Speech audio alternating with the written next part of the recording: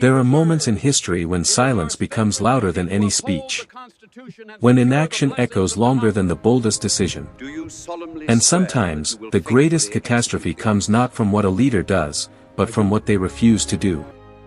This is the story of a man who sat in the highest office in the land and watched his country tear itself apart. A man who believed that doing nothing was safer than doing something. A president who, in trying to preserve the Union, became the architect of its unraveling. His name was James Buchanan, and when America needed a hero, it found only a hesitant man paralyzed by fear, tradition, and the weight of impossible choices.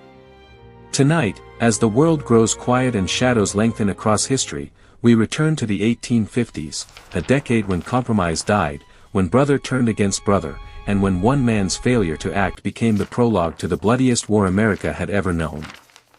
Let the night settle around you. Close your eyes. And listen to the story of the president who let everything fall apart. If these words carry you closer to sleep, let this channel stay by your side too. Subscribe gently, like closing a book at chapter's end. Let the bell rest softly in the corner, ready to whisper when the next story arrives. And if this tale helps you drift away, leave a quiet light behind, a small light in the dark, telling us you were here. There are men who are born into history, and there are men who build their way toward it, brick by careful brick. James Buchanan was the second kind. He arrived in the world on April 23, 1791, in a log cabin nestled in the Pennsylvania mountains, in a place called Cove Gap. His father, an Irish immigrant, had crossed an ocean with nothing but hope and determination. His mother, the daughter of a farmer, knew the language of hard work and quiet faith. They gave their son a name, a roof, and something more precious than either, a belief that in America, a boy from nowhere could become something. The cabin was small. The winters were cold. But young James learned early that ambition could warm a life more than any fire. He watched his father build a trading post, turning sweat and long hours into prosperity. He saw how respect was earned, not given. How a man's word could be his fortune. And he understood, even as a child, that the world rewarded those who played by its rules, who waited their turn, who climbed the ladder one careful rung at a time. When he was old enough, his parents sent him to school. Not the one-room schoolhouse most children attended, but Dickinson College in Carlisle, where young men learned Latin and rhetoric and the architecture of argument. James excelled. He was serious, studious, possessed of a mind that could hold facts like a vault holds gold. But there was something else about him too, something his classmates noticed. He was never quite comfortable in the center of things. He watched more than he spoke. He calculated before he acted. And when he did move forward, it was always with the quiet confidence of someone who had already considered every angle, every consequence, every possible way the world might respond. At 18, he graduated with honors. At 21, he was studying law. And by 23, he had opened his own practice in Lancaster, Pennsylvania, ready to make his mark on a world that was changing faster than anyone realized. The year was 1814. America had just survived its second war with Britain. The country was young, uncertain, still figuring out what it wanted to be. And James Buchanan, a young lawyer with a careful mind and cautious heart, was beginning his long walk toward a destiny neither he nor anyone else could have imagined. The nights were quieter then. Gas lamps flickered in windows. Horses moved softly through dirt streets. And somewhere in that half-lit world, a future president learned to navigate the space between what people said and what they meant, between ideals and the messy reality of getting things done. His law practice grew. Clients came because he was thorough, reliable, unshakable in his preparation. He never surprised anyone. He never took wild risks. He won cases not through passion but through patience, building arguments the way his father had built his business, one careful piece at a time. And slowly, Lancaster began to see him not just as a lawyer, but as a man who might be suited for something larger. Politics called to him the way it calls to many ambitious men. In 1814, he ran for the Pennsylvania House of Representatives. He won. Then he ran for Congress. He won again. By 1821, at just 30 years old, James Buchanan was walking the halls of the Capitol in Washington, representing his district, making connections, learning the delicate dance of compromise that kept the young nation functioning. He was a Federalist then, part of a dying political tradition that believed in strong central government and the rule of educated elites. But when the Federalist Party collapsed, Buchanan did what practical men do: he adapted. He became a Democrat, aligning himself with Andrew Jackson's movement, the party of the common man. It was a calculation, but not a cynical one. Buchanan believed in order, in stability, in systems that worked. And he believed that a man could serve his principles best by staying in the room where decisions were made. Washington in those days was still raw, still becoming itself. The Capitol building was unfinished. Mud streets turned to soup when it rained. But beneath the rough surface, something profound was happening. America was expanding, stretching westward, wrestling with questions that would define its soul. Could a nation conceived in liberty continue to hold human beings in chains? Could states decide their own futures, or did the Union bind them into something larger than themselves? These questions hummed beneath every debate, every compromise, every handshake in the halls of power. And James Buchanan, careful and cautious, learned to navigate these questions by not quite answering them. He became known as a moderate, a man who could see both sides, who believed that every problem had a middle ground if only reasonable people could find it. It was a reputation that would serve him well for decades. And it was a reputation that, when tested by fire, would prove to be built on sand. But before the fire, there was success. There was advancement. There was the steady climb that comes to men who show up, who work hard, who never make waves large enough to drown in. Buchanan served in Congress for a decade, building alliances, making friends, becoming the kind of politician others could work with. He was never the most brilliant speaker. He was never the most charismatic presence. But he was reliable. Dependable. Safe. In 1832, Andrew Jackson appointed him minister to Russia. It was a reward for loyalty, a chance to serve his country abroad. Buchanan sailed across the Atlantic, arriving in St. Petersburg to represent American interests at the court of Tsar Nicholas I. He negotiated a trade agreement. He moved through the glittering world of Russian aristocracy with the same careful grace he had brought to Pennsylvania law and Washington politics. And when he returned home, he came back with something valuable, the reputation of a man who could handle himself on the world stage. The years moved forward. Buchanan returned to the Senate in 1834. He served there for 11 years, becoming one of the institution's most respected voices. He chaired committees. He crafted legislation. He spoke on the floor with the measured tones of someone who had thought through every word before it left his mouth. And always, he walked the tightrope between North and South, between the growing abolitionist movement and the entrenched defenders of slavery. He was a Northerner, born and raised in Pennsylvania. But his sympathies leaned south. He believed that the Constitution protected slavery where it existed. He believed that interfering with it would destroy the Union.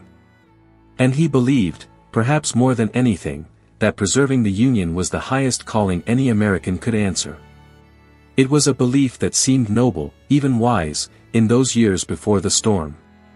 It was a belief that would later seem like cowardice dressed up as principle. But in the 1830s and 40s, as America grew and prospered, as railroads began stitching the continent together and telegraph wires started carrying messages faster than horses could run, Buchanan's approach seemed to work. He was appointed Secretary of State under President James K. Polk in 1845. It was the pinnacle of his career so far, a position that put him at the center of American foreign policy during one of the nation's most expansive moments. Under his guidance, America negotiated the Oregon Treaty with Britain, settling the northern border without war. Under his watch, the United States fought and won the Mexican-American War, adding vast territories that would become California, Nevada, Utah, Arizona, and New Mexico. Buchanan helped shape the diplomatic framework that transformed America from a coastal nation into a continental power. He was good at his job. Careful. Thorough. Effective. And yet, even then, there were whispers. Some said he was too cautious. Too willing to compromise. Too concerned with avoiding conflict rather than standing for what was right. But these were whispers, easily dismissed. Because in those days, compromise still seemed like wisdom. Caution still seemed like prudence. And avoiding conflict still seemed like the mark of a mature statesman rather than a man afraid to choose. His personal life remained a mystery, even to those who knew him best. He never married. In his youth, he had been engaged to a woman named Ann Coleman, the daughter of a wealthy iron magnate. They had planned a life together. But something went wrong. The engagement ended. And weeks later, Ann Coleman died suddenly, possibly by her own hand, though no one ever knew for certain. Buchanan was devastated. He wrote to her father, begging to be allowed to attend the funeral. The father refused. And from that day forward, Buchanan never spoke of her again, never courted another woman, never allowed anyone close enough to touch the place where that grief lived. He threw himself into his work instead. Into politics. Into the slow, steady accumulation of experience and influence. He lived in boarding houses when Congress was in session, sharing meals and conversations with other politicians. He returned to his estate in Lancaster, called Wheatland, when duty allowed.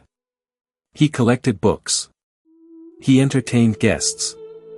He maintained friendships across party lines. But he remained, in some fundamental way, alone. Perhaps that loneliness shaped him. Perhaps it made him more cautious, more afraid of loss, more willing to avoid the kind of risks that can shatter a heart or a career. Or perhaps he was simply born that way, a man whose instinct was always to step back, to observe, to calculate, rather than to leap forward into the uncertain darkness where courage lives. Either way, by the time he left the State Department in 1849, James Buchanan had become one of the most experienced diplomatic and political figures in America. He had served in both houses of Congress. He had represented his country in foreign courts. He had helped expand the nation's borders. He had earned the respect of his peers and the trust of his party. And as the 1850s began, as new territories raised old questions and old compromises began to crack, the Democratic Party started to look at him and see something they desperately needed, a safe choice. A man who could unite the factions. A man who could hold the center. They saw a lifetime of experience. What they didn't see, what perhaps no one could see yet, was that experience without courage is only a longer memory of how to hesitate. And that the storm gathering on the horizon would require not just wisdom, but the willingness to act even when every action carried terrible cost. The night deepens around his story. The fire burns low. And the man who would become president continues his careful climb, unaware that he is walking toward the greatest failure in American presidential history. In 1853, Franklin Pierce became president, and once again James Buchanan found himself called to service. This time, the position was Minister to Great Britain, the most prestigious diplomatic post America could offer. Buchanan sailed across the Atlantic for the second time in his career, arriving in London to represent his country at the court of St. James. He was 62 years old now, his hair white, his face lined with the years, but his mind still sharp, his dedication still unwavering. London suited him. The formality, the protocol, the careful dance of international relations, these were things he understood deeply. He attended state dinners. He negotiated trade agreements. He moved through the gilded halls of British power with the same measured grace he had brought to every other position he had ever held. And across the ocean, back home in America, the country continued its slow unraveling, thread by thread, compromise by broken compromise. The Kansas-Nebraska Act passed in 1854, overturning the Missouri Compromise and declaring that new territories could decide for themselves whether to allow slavery. It was meant to be a solution, a way to let democracy work, to give people choice. Instead, it turned Kansas into a battleground. Pro-slavery settlers poured in from Missouri. Free soil advocates rushed in from the north. Violence erupted. Towns were burned. People were killed. Kansas bled, and the blood stained the entire nation. But Buchanan was in London, far from the violence, insulated from the growing crisis. He read about it in newspapers that arrived weeks late. He heard about it in conversations with British officials who watched with concern as America seemed to be tearing itself apart. But he did not feel it the way someone living through it would feel it. He did not see the faces. He did not hear the shots fired in the night. And so, perhaps, he did not fully understand that something fundamental had changed, that the old methods of compromise and caution were no longer enough, that the center he had spent his life defending was collapsing beneath the weight of a moral question that could not be compromised away. While he was abroad, he participated in something that would later haunt him, the Ostend Manifesto. It was a secret document, drafted by Buchanan and 2 other American diplomats, that argued the United States should purchase Cuba from Spain. And if Spain refused to sell, the document suggested, America would be justified in taking it by force. The reasoning was clear to those who drafted it: Cuba could become a slave state, strengthening Southern power, expanding the institution that was already tearing the country apart. When the manifesto leaked to the press, it caused a scandal. Northerners were outraged. Abolitionists saw it as proof that there was a slave power conspiracy controlling American foreign policy. But Buchanan, far away in London, seemed not to grasp the full implications. To him, it was simply practical politics, a way to expand American influence, to give the South something it wanted in exchange for continued loyalty to the Union. He saw it as another compromise, another way to keep the peace. This was his blindness. This was the flaw that would define his presidency. He believed that every problem had a middle ground, that every conflict could be managed through careful negotiation. He did not understand, or refuse to accept, that some questions have only yes or no answers. That some moments demand a choice between right and wrong, not a path between them. That sometimes the only way to preserve something worth preserving is to risk everything to defend it. In 1856, as his time in London drew to a close, the Democratic Party back home was searching for a presidential candidate. The party was splitting. Northern Democrats wanted to contain slavery. Southern Democrats wanted to expand it. Fire-eaters in the South were already talking about secession, about forming their own nation where slavery would be protected forever. And in the middle of this chaos, party leaders looked around for someone who could hold the factions together, someone who had been away from the worst of the fighting, someone who hadn't made too many enemies. They looked at James Buchanan, and they saw salvation. He had experience. He had been abroad during the worst of the Kansas-Nebraska turmoil, so neither side could blame him for what had happened. He was a Northerner who sympathized with the South, a perfect bridge between the regions. And perhaps most importantly, he wanted it. After a lifetime of service, after decades of climbing, Buchanan wanted to be president. He wanted the honor. He wanted the chance to save the Union he had spent his life serving. The Democratic Convention met in Cincinnati. The ballots were cast. And on the 17th ballot, James Buchanan won the nomination. He would run against John C. Fremont of the new Republican Party and former President Millard Fillmore of the American Party. The campaign was bitter, divisive, filled with threats and warnings. Southerners made it clear, if the Republicans won, if a purely Northern party took the presidency, the South would leave.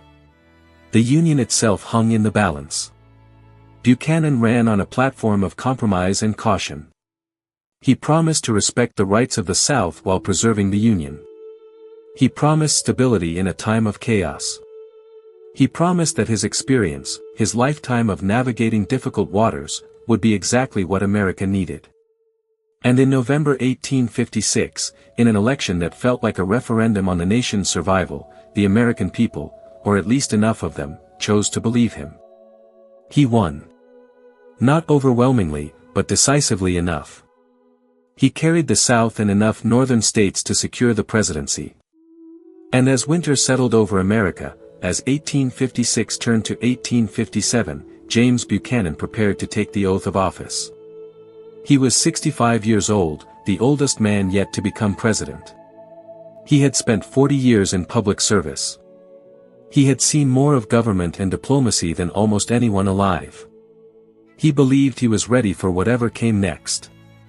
He stood on the precipice of history, looking out at a nation fracturing beneath his feet, and he believed that his caution would be strength, that his experience would be wisdom, that his willingness to see both sides would allow him to hold the center and save the Union. He believed this deeply, completely, with all the certainty of a man who had never faced a crisis that couldn't be managed, a problem that couldn't be solved, a conflict that demanded not compromise but courage. The night before his inauguration, he likely couldn't sleep.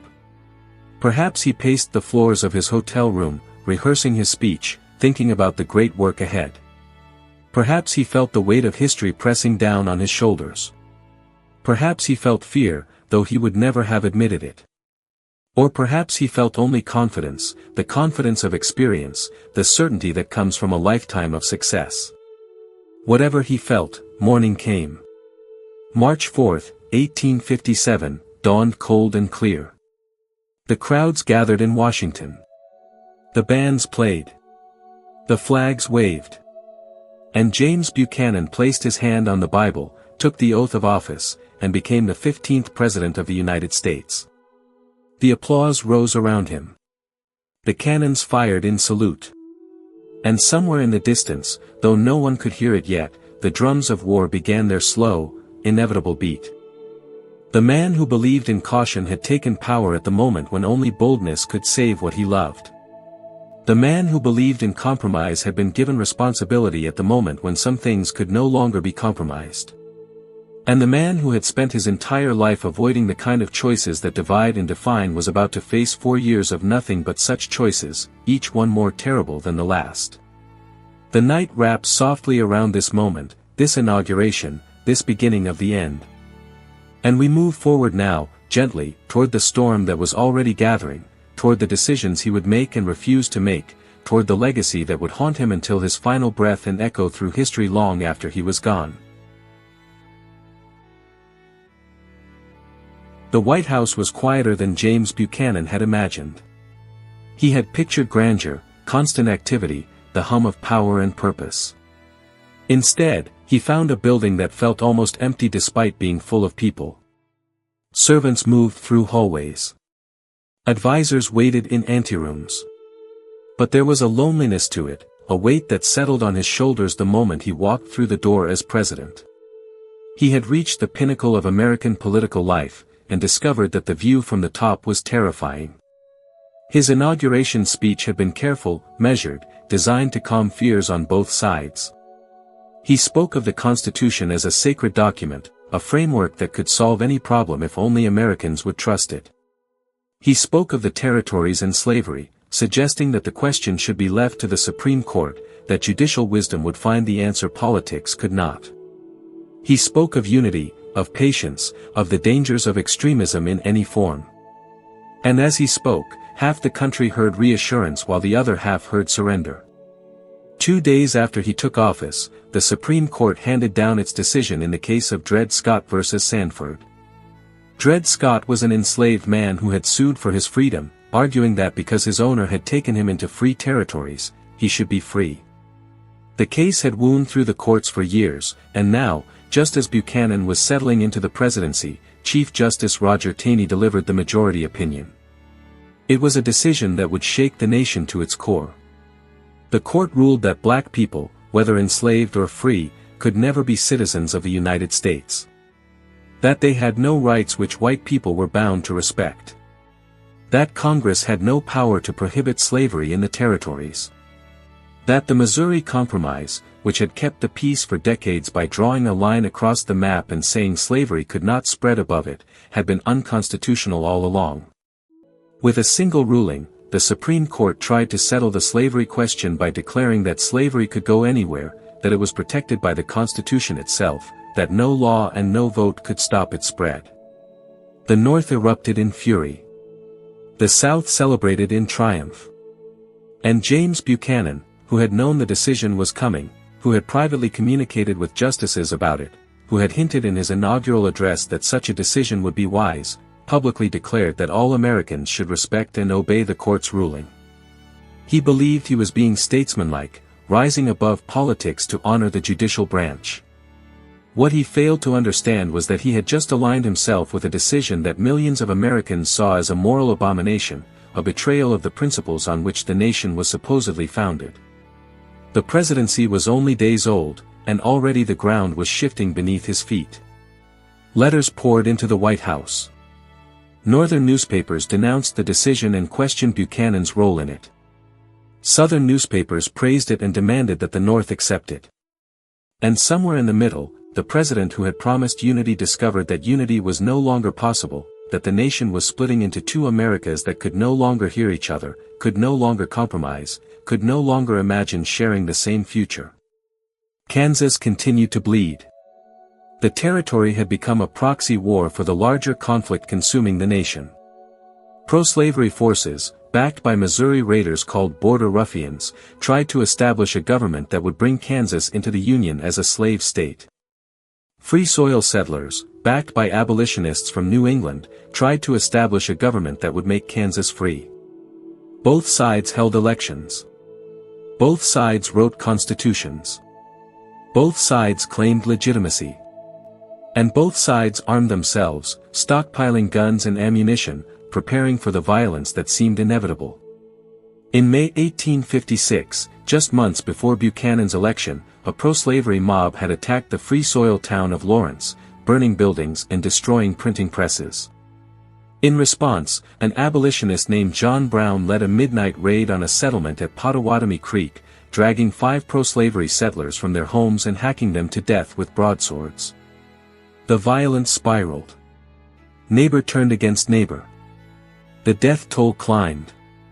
And the nation watched Kansas burn, seeing in those flames a preview of something larger, something that could consume them all. Buchanan inherited this crisis, and he believed he could manage it the same way he had managed everything else in his career, through careful politics, through finding the middle ground, through respecting process and law. He appointed Robert Walker, a Democrat with moderate views, as territorial governor of Kansas. Walker was supposed to ensure that the next constitutional convention would be fair, that both sides would be represented, that the democratic process would work. But fairness was no longer possible in Kansas. The pro-slavery forces controlled the territorial legislature. They called a constitutional convention in the town of Lecompton, stacking it with their supporters. Free soil settlers, knowing the convention would be rigged, boycotted it entirely. The Lecompton Convention met, wrote a constitution that protected slavery, and then did something remarkable in its cynicism. They called for a referendum, but designed it so that voters could only choose between accepting the Constitution with slavery or accepting the Constitution with limited slavery. There was no option to reject slavery entirely. No option to vote against the Constitution itself. It was a fraud. Everyone knew it was a fraud. Robert Walker knew it. Stephen Douglas, the powerful Democratic senator who had authored the Kansas-Nebraska Act, knew it. Even many Southerners admitted privately that it was a mockery of democratic principles. And James Buchanan, sitting in the White House, faced the first real test of his presidency. Would he stand for principle, reject the Lecompton Constitution, and demand a fair vote? Or would he accept the fraud because accepting it kept the peace with the South, because rejecting it might split his party and his country even further? He chose to accept it. James Buchanan, the man who had spent a lifetime in public service, who had claimed to believe in democratic principles and the will of the people, looked at the Lecompton Constitution and decided that keeping the South happy mattered more than keeping the process honest. He told himself it was pragmatism. He told himself that accepting Kansas as a slave state would finally settle the question, would remove the source of conflict, would allow the nation to move forward. He told himself that sometimes leaders had to make difficult choices, had to accept imperfect solutions, had to sacrifice the ideal for the possible. What he failed to understand was that there are moments when accepting a lie destroys the very thing you are trying to protect. That legitimizing fraud in the name of peace creates not peace but contempt. That when a president chooses political calculation over principle, he loses not just the moral high ground but the ability to lead at all. He submitted the Lecompton Constitution to Congress, urging its acceptance. He pressured Northern Democrats to vote for it, threatening to withhold patronage and support if they refused. He wielded all the power of the presidency in service of a document that everyone knew represented not the will of the Kansas people but the determination of a pro-slavery minority to force their vision on an unwilling majority. And in doing so, he shattered his own party. Stephen Douglas broke with him publicly. Douglas, who had built his career on popular sovereignty, on the idea that territories should decide for themselves, could not accept this mockery of his own principle. He stood on the Senate floor and denounced the Lecompton Constitution, denounced Buchanan's support of it, and declared that he would fight it with everything he had. Other Northern Democrats followed. The party that had just elected Buchanan president fractured down the middle, North against South, principle against politics, and the president who had promised unity discovered that his choice had created only division. The battle raged through Congress for months. Debates stretched into the night. Fists were thrown. One congressman drew a pistol on the floor. The nation watched as its representatives descended into something approaching chaos, and through it all, Buchanan held firm, insisting that accepting Kansas as a slave state was the only path to peace, that this one compromise would settle everything. In the end, he lost. The House of Representatives rejected the Lecompton Constitution. A compromise was reached that allowed Kansas voters to vote again, this time on the Constitution itself. And when that vote came, Kansas rejected the Lecompton Constitution by a margin of 6-1. The fraud had failed. Kansas would eventually enter the Union as a free state. But the damage to Buchanan's presidency, to his party, and to the nation was already done. The president who had promised stability had delivered chaos. The president who had promised unity had deepened division. And across the country, people began to understand that James Buchanan was not the steady hand they had hoped for, but a man who would sacrifice principle for the illusion of peace, who would accept any compromise no matter how corrupt as long as it avoided immediate conflict. Meanwhile, the economy began to fail. The Panic of 1857 struck in late summer, triggered by the collapse of an Ohio bank and spreading rapidly through the interconnected financial system. Banks failed. Businesses closed. Unemployment soared. In the North, where the economy depended on industry and trade, the panic hit hard. Factories shut down. Workers were thrown into the streets.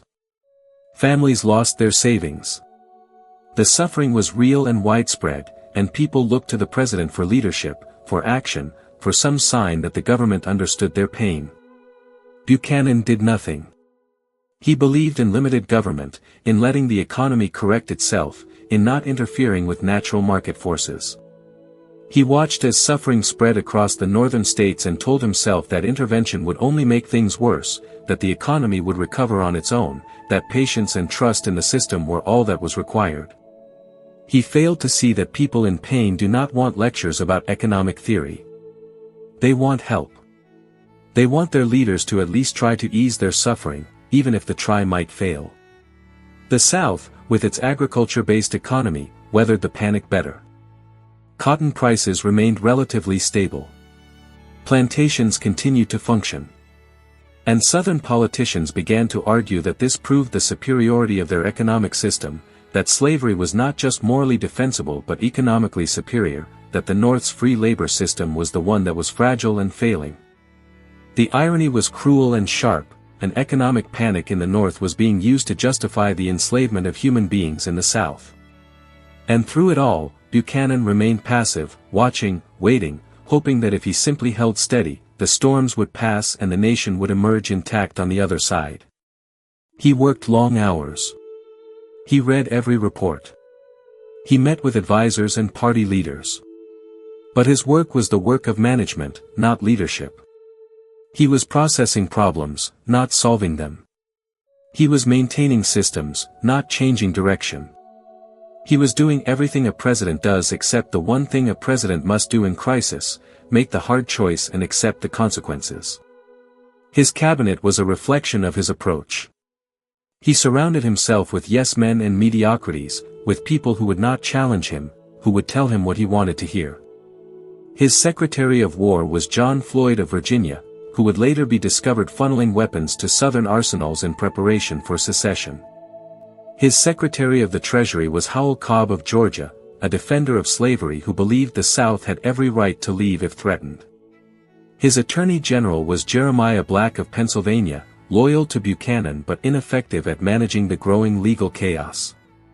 These were not bad men, necessarily. But they were not the kind of advisors a president needs in a crisis. They reinforced Buchanan's instincts rather than challenging them.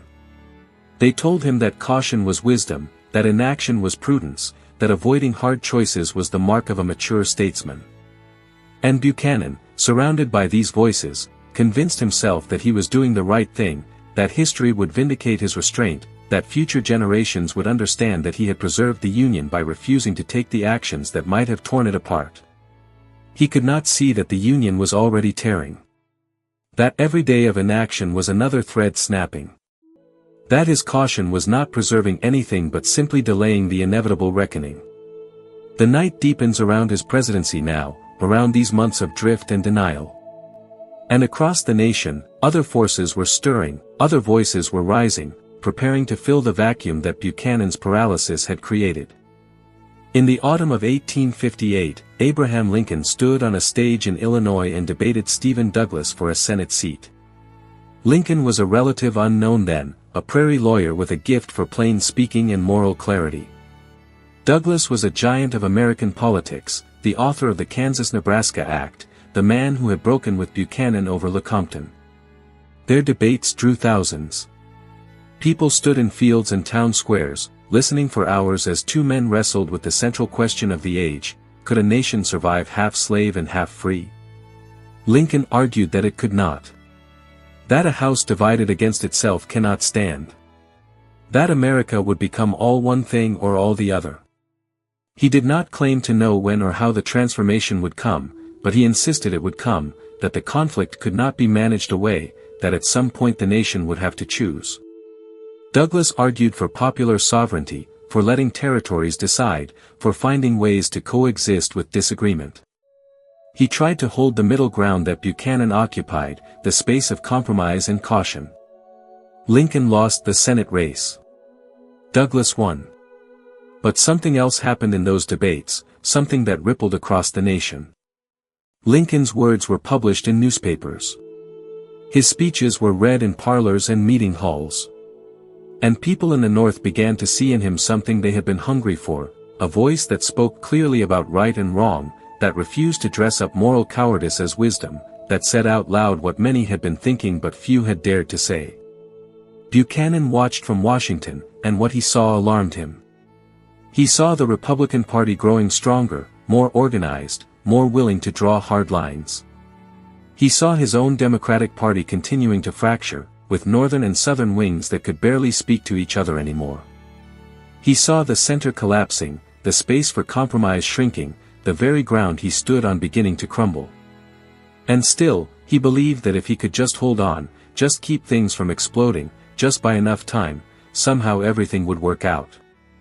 In October 1859, something happened that shattered whatever illusions remained. John Brown, the abolitionist who had killed 5 men in Kansas, appeared in Virginia with a plan that seemed born of madness or prophecy or both.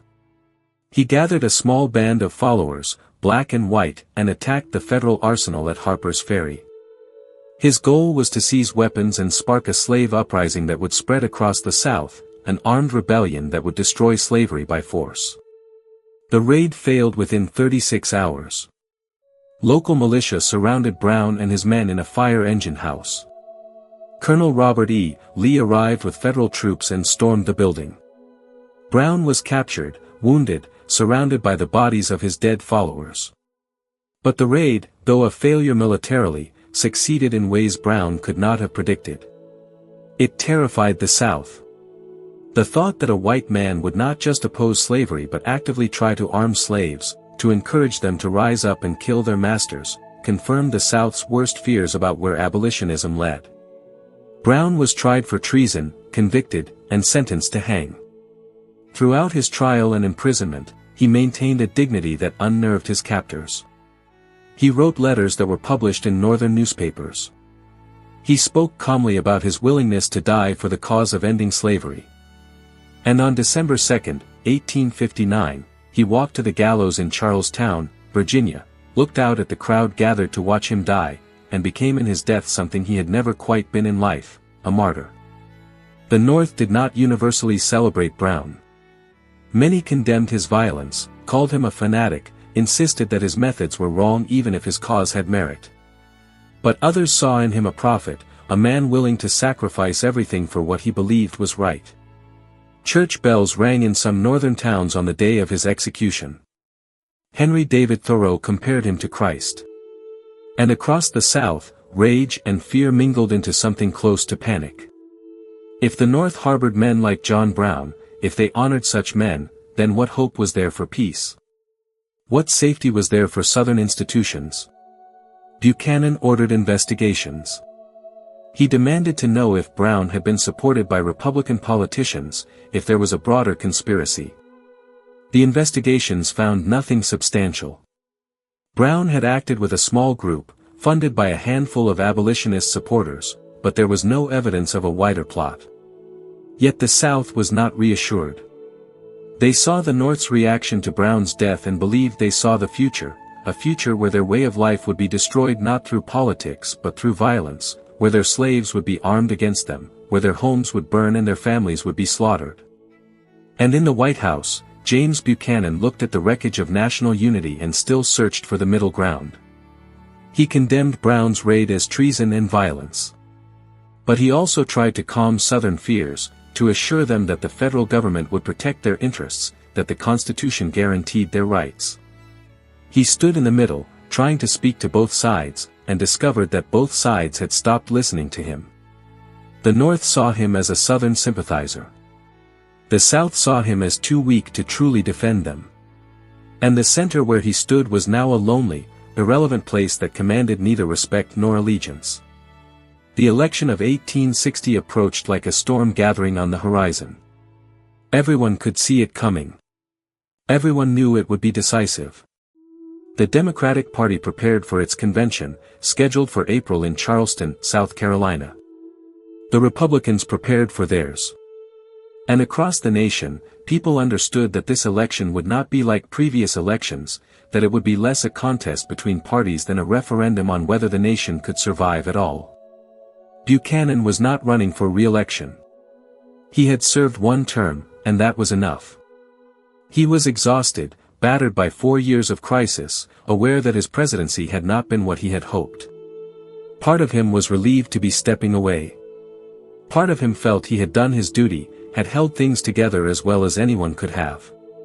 And part of him, perhaps, understood that history would not be kind to him, that his legacy was already being written in the blood spilled in Kansas and the rage that followed John Brown's raid.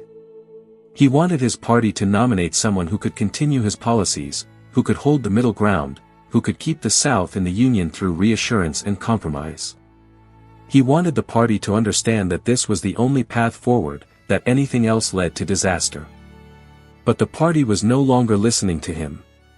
The party was no longer capable of agreeing on anything.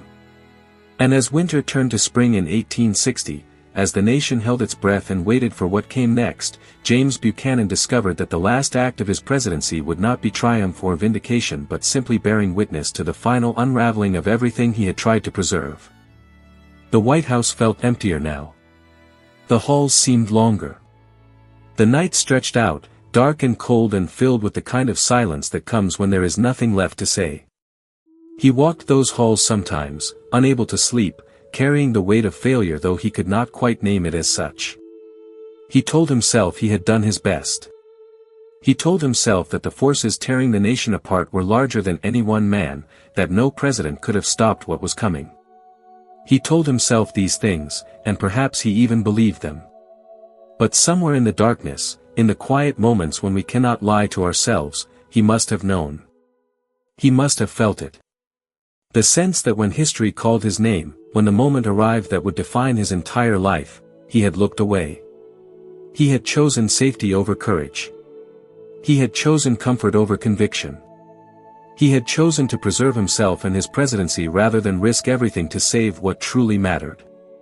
And now the reckoning was coming. Now the bill was coming due. And all his caution, all his experience, all his lifetime of careful compromises had not prevented the catastrophe. They had only ensured that when it came, he would have no tools to fight it, no moral authority to lead through it, no legacy to sustain him when the judgment fell.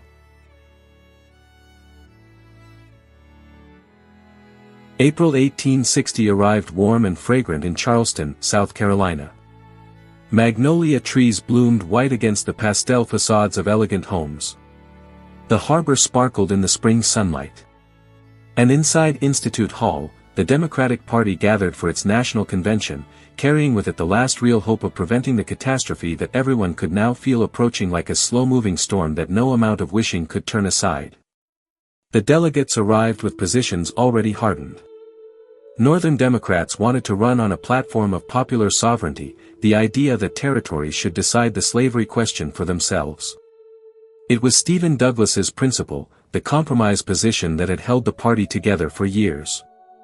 Southern Democrats wanted more.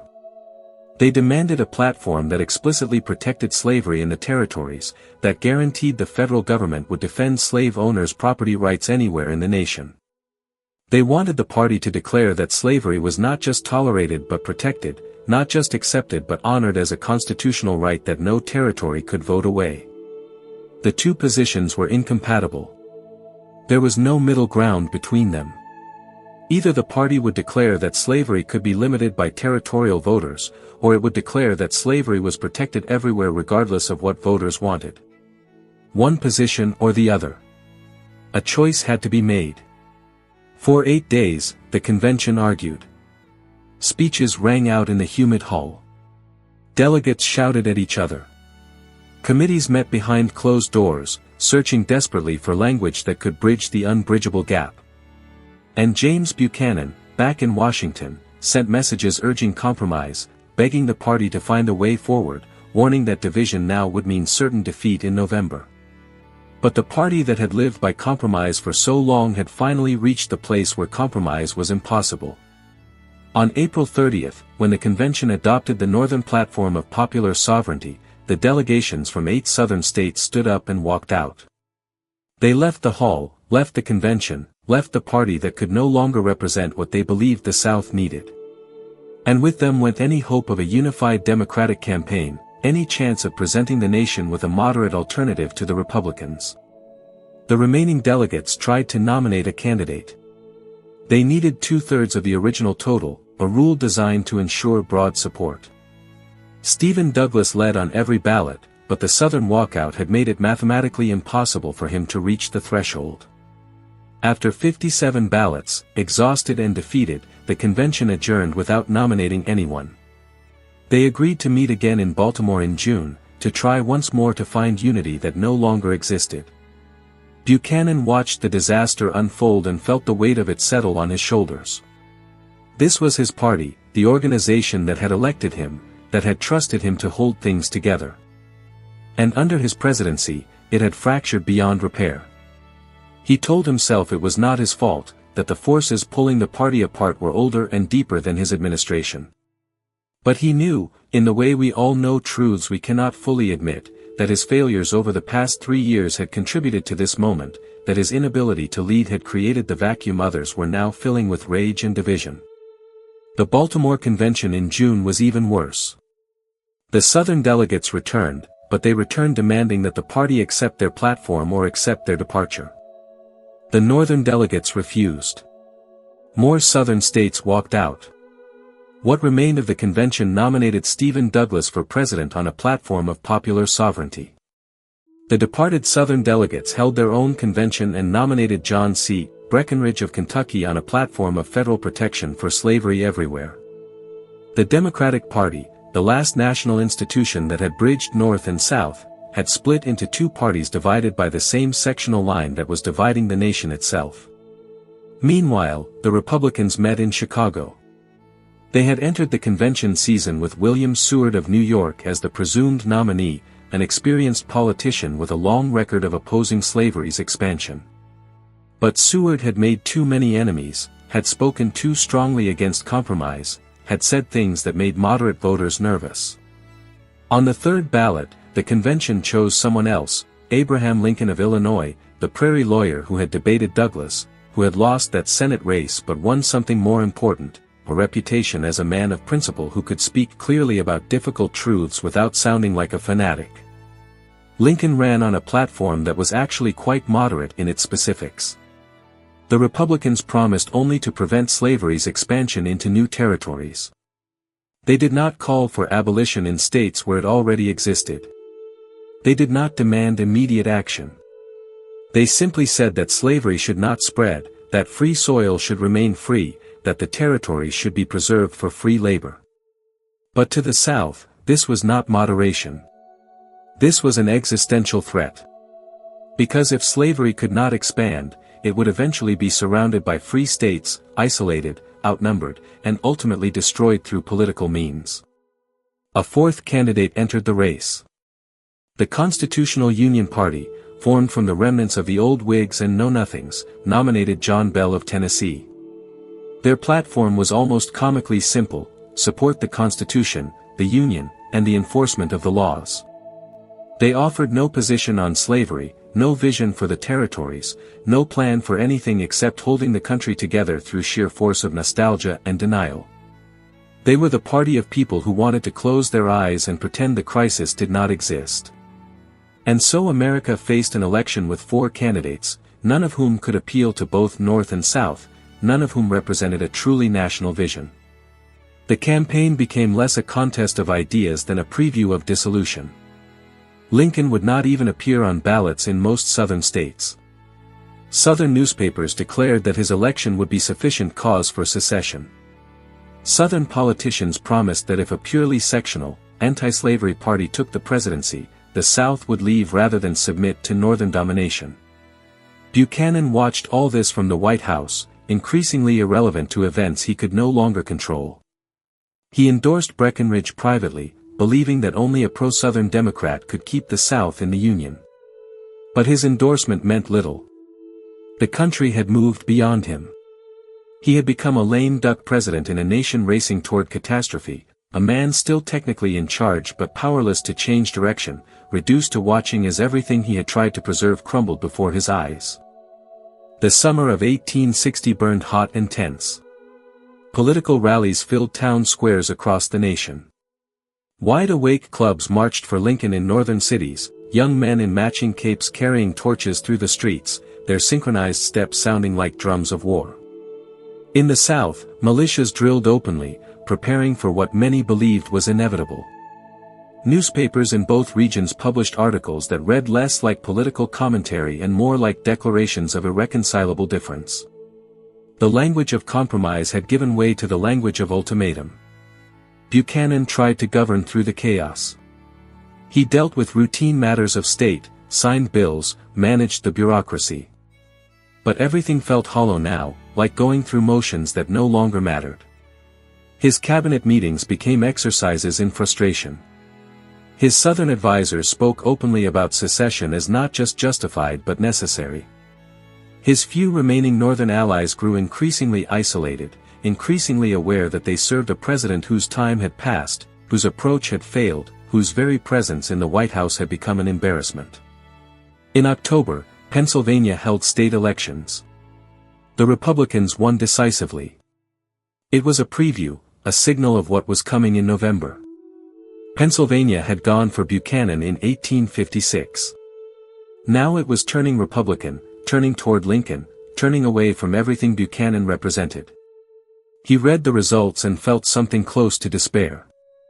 This was his home state, the place he had represented in Congress, where his estate at Wheatland sat waiting for his return. And even here, even among people who knew him, the repudiation was complete. Election day came on November 6, 1860. The weather across much of the nation was unseasonably warm, as if nature itself was holding its breath. Voters lined up at polling places.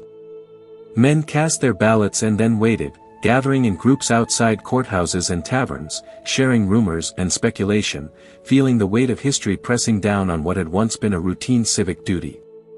The results came in slowly, carried by telegraph from town to town, state to state. By late evening, the outcome was clear. Abraham Lincoln had won.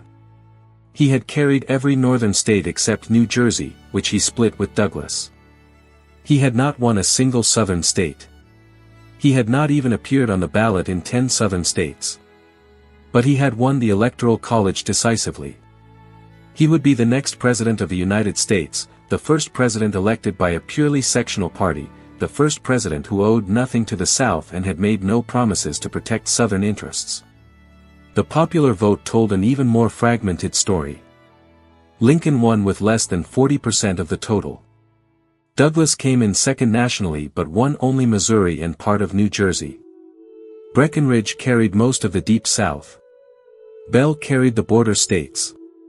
The nation had voted not as one country with competing visions but as separate regions with separate candidates, separate hopes, separate futures.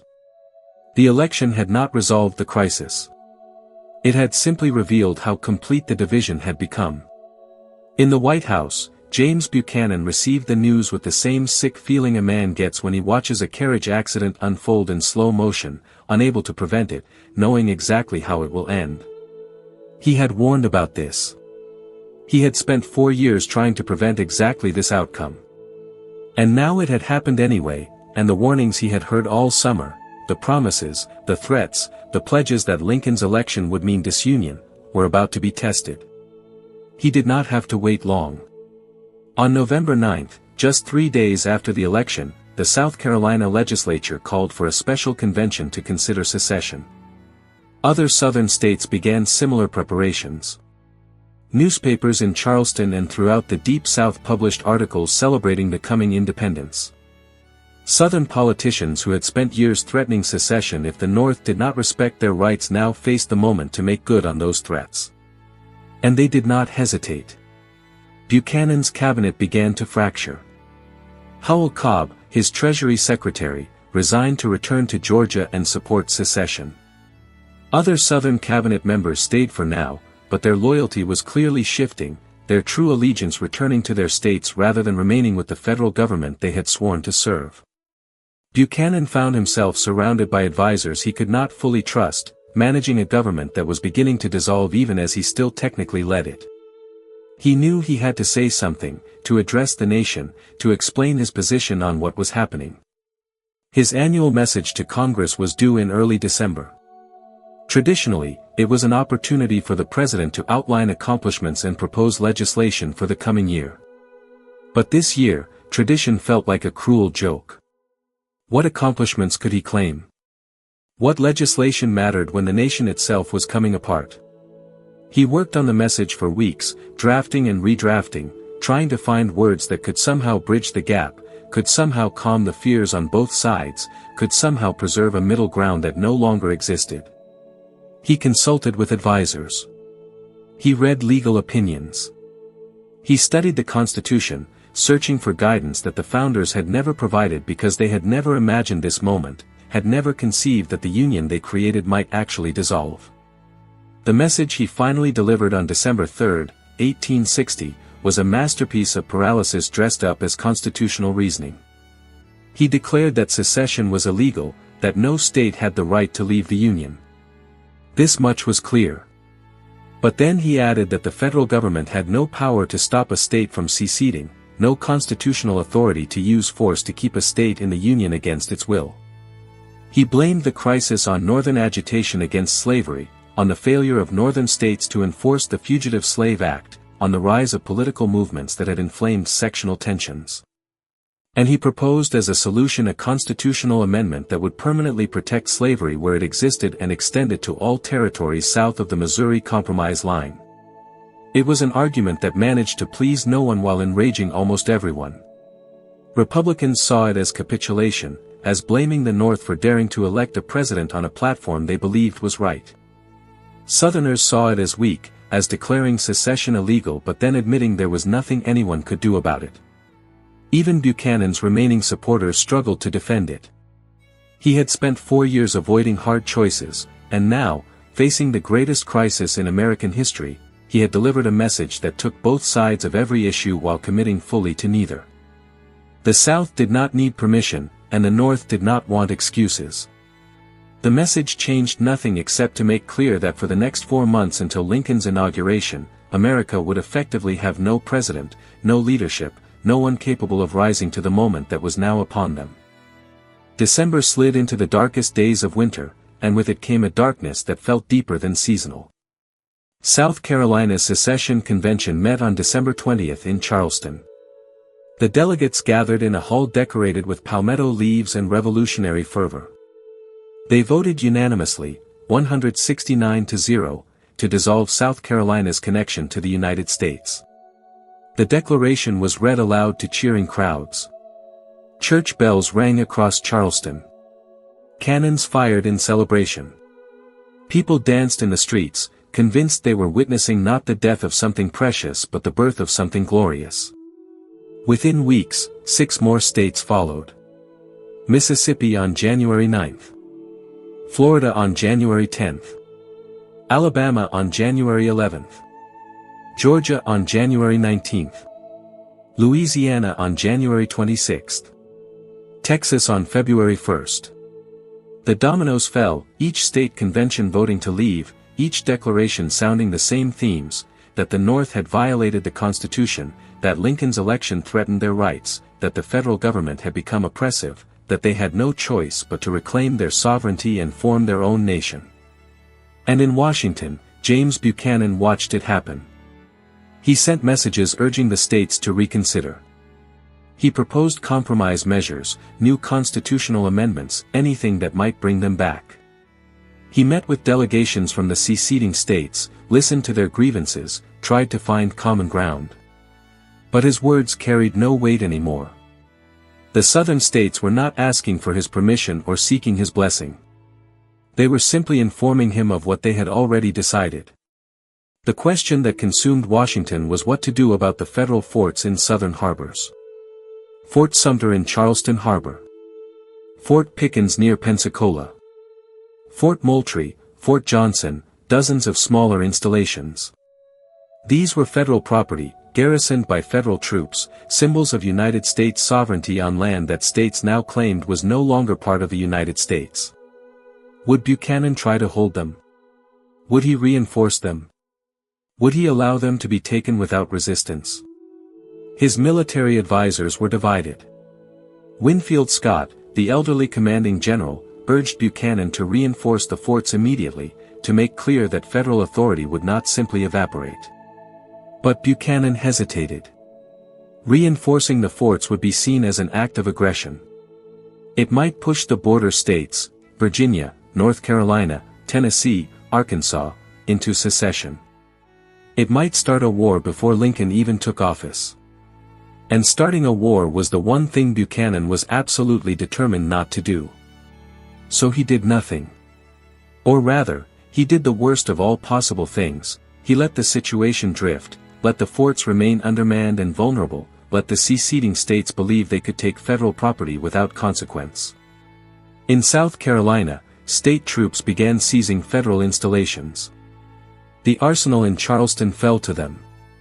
The post office, the customs house, all the apparatus of federal government passed into state hands. And Buchanan watched, sending protests but taking no action to back them up. Major Robert Anderson commanded the federal garrison in Charleston. He was a Kentuckian, a man with Southern sympathies but unwavering loyalty to the United States. He looked at Fort Moultrie, where his small force was stationed, and saw that it was indefensible. The fort sat on low ground, surrounded by sand dunes where attackers could position artillery. If South Carolina decided to attack, his men would be slaughtered. On December 26, without orders from Washington, Anderson made a decision. Under cover of darkness, he evacuated Fort Moultrie and moved his garrison to Fort Sumter, an unfinished installation on an island in the middle of Charleston Harbor. It was a defensive move, an attempt to put his men in a position they could actually hold. But South Carolina saw it as an act of aggression, a federal occupation of a stronger position, a sign that the North intended to use force. Governor Pickens of South Carolina sent angry messages to Washington demanding that federal troops be withdrawn from Charleston entirely. Buchanan, caught between his desire to avoid conflict and his obligation to protect federal property, tried to split the difference. He would not withdraw the troops. But he would not reinforce them either. He would leave them where they were and hope that somehow the situation would resolve itself without violence. It was paralysis disguised as policy. It was the same approach he had taken to every crisis of his presidency: avoid the hard choice, occupy the middle ground, hope that time would somehow solve what leadership could not. And it meant that for the final weeks of his presidency, federal troops would remain trapped in Fort Sumter, supplies running low, surrounded by hostile forces, while their commander-in-chief offered them neither reinforcement nor evacuation, neither clear orders nor meaningful support. His cabinet continued to disintegrate. Secretary of War Floyd was discovered sending weapons to Southern arsenals and forced to resign. Jacob Thompson, the Interior Secretary, resigned to return to Mississippi and join the secession movement. Buchanan replaced them with loyalists, but by now the damage was done. The government he led was hollowed out, its authority evaporating, its ability to function compromised by the defection of those who had once made it work. In early January, Buchanan attempted one last gesture. He ordered a civilian steamship, the Star of the West, to carry supplies and reinforcements to Fort Sumter. The ship sailed from New York on January 5, carrying 200 soldiers and months' worth of provisions. It was an attempt to strengthen the garrison without seeming too aggressive, to use a civilian vessel instead of a warship, to reinforce the fort while maintaining the fiction that this was not a military confrontation. The Star of the West entered Charleston Harbor on January 9. South Carolina artillery batteries opened fire. Cannonballs splashed in the water around the ship. One shot hit the steamer's hull. The captain, faced with hostile fire and unsure whether he had authority to fire back, turned his ship around and sailed back to New York. The attempt had failed. Federal authority had been directly challenged, and the challenge had succeeded. South Carolina had fired on the American flag, and the American president had done nothing in response. Buchanan received the news and felt the full weight of his failure settle on him. He had tried to avoid war, and in avoiding it, he had made war more likely. He had tried to preserve the Union, and in preserving it through inaction, he had watched it dissolve. He had tried to be cautious, and his caution had become complicity in the destruction of everything he claimed to value. The days crept forward toward March 4, toward Lincoln's inauguration, toward the moment when this burden would pass to someone else. Buchanan counted those days like a prisoner counts days until release. He was exhausted, aged beyond his years, aware that he had failed but still convinced that no one could have succeeded, that the forces pulling the nation apart were simply too strong for any president to resist. He met with Lincoln in late February, after the president-elect arrived in Washington. They spoke briefly, awkwardly. Lincoln was courteous but firm. Buchanan tried to explain his decisions, to justify his approach, to make Lincoln understand that he had done his best. Lincoln listened politely and said little. What was there to say? The situation spoke for itself. 7 states had left the Union. Federal authority had collapsed across the South. The nation Buchanan was handing over was broken, perhaps beyond repair. The night deepens around these final days of his presidency. The winter cold seeps through the windows of the White House. And James Buchanan, who had climbed so high and fallen so far, prepared to leave office as the president who had presided over the dissolution of the American Union, who had faced the greatest crisis in the nation's history and responded with nothing but hesitation, delay, and the endless search for a middle ground that had long since disappeared. The morning of March 4, 1861, dawned cold and gray over Washington. Clouds hung low over the half-finished Capitol dome, over the muddy streets, over a city that felt more like an armed camp than a national capital. Soldiers stood guard at key intersections. Sharpshooters positioned themselves on rooftops. General Winfield Scott had deployed troops throughout the city, convinced that Southern sympathizers might try to disrupt the inauguration, might try to prevent Lincoln from taking the oath, might try to decapitate the government before the new president could even begin. James Buchanan rose early that morning in the White House. He had barely slept, his mind turning over the events of the past 4 years, the decisions made and not made, the opportunities lost. He dressed carefully in formal attire, preparing for the ceremonial transfer of power that had happened peacefully 15 times before but now felt weighted with uncertainty and dread. Today, he would hand the presidency to Abraham Lincoln.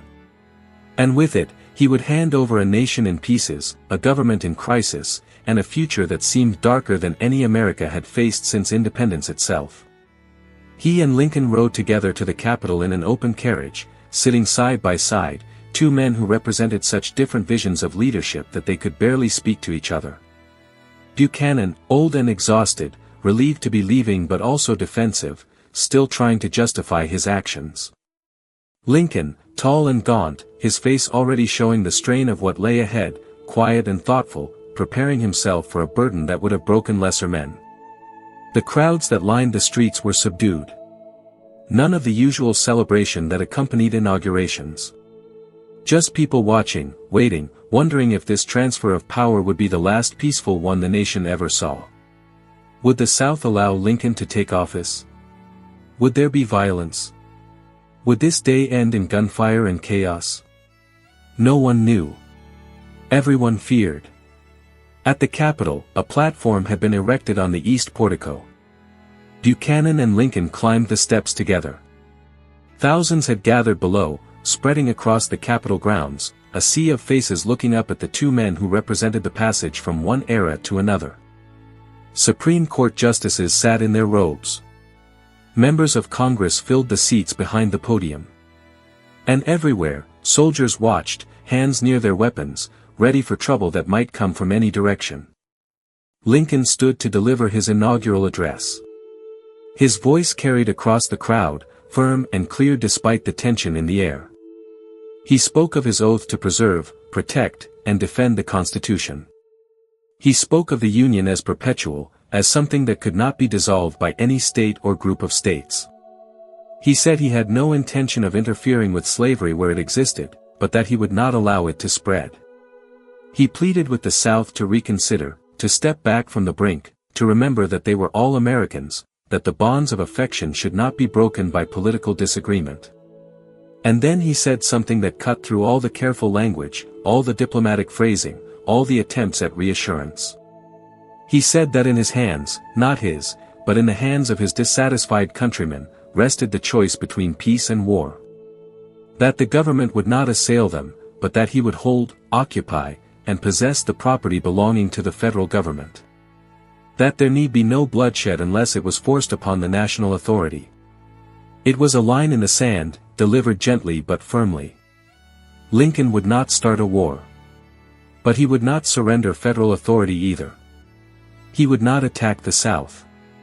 But he would not allow the South to simply take what it wanted without consequence. It was the kind of clarity that Buchanan had never been able to achieve, the willingness to state a principle and accept the consequences that would flow from it. Buchanan sat and listened. Part of him must have felt relief. This was no longer his problem, no longer his responsibility. But part of him must have felt something else too. Perhaps regret. Perhaps envy for Lincoln's moral clarity. Perhaps awareness that what he had failed to do over 4 years, Lincoln was preparing to do in his first days. Perhaps recognition that history would compare them, would judge them, and that the judgment would not be kind to the man who had hesitated while the nation burned. Chief Justice Roger Taney, the same man who had authored the Dred Scott decision, administered the oath of office. Lincoln placed his hand on the Bible and repeated the words that made him president. And in that moment, the transition was complete. James Buchanan was now a private citizen again, free to return to Pennsylvania, to Wheatland, to the quiet life he had once known before ambition carried him to heights he could not manage. But before he left Washington, before he boarded the train that would carry him home, there was one more obligation. A final meeting with his cabinet, a final walk through the White House rooms he would never enter again. He moved through those spaces slowly, touching furniture, looking at paintings, remembering moments from the past 4 years. Some of those memories must have been painful. The Lecompton fight that shattered his party. The economic panic he could not fix. The secession he could not prevent. The choices he did not make that turned out to matter more than all the choices he did. His servants gathered to say goodbye. Some had served in the White House for decades, through multiple administrations. They shook his hand, wished him well. He thanked them with genuine warmth. Whatever his failures as president, he had always treated the people around him with courtesy and respect. It was one of the few things about his presidency that would remain untarnished by history's judgment. He left Washington on March 5, the day after Lincoln's inauguration. The train carried him north through Maryland, through the border states that had not yet decided whether to stay or leave, through countryside that seemed peaceful despite the turmoil consuming the nation. He looked out the windows at farms and villages, at people going about their ordinary lives, and wondered what would become of them, what would become of this country he had tried and failed to hold together. Wheatland welcomed him home like an old friend.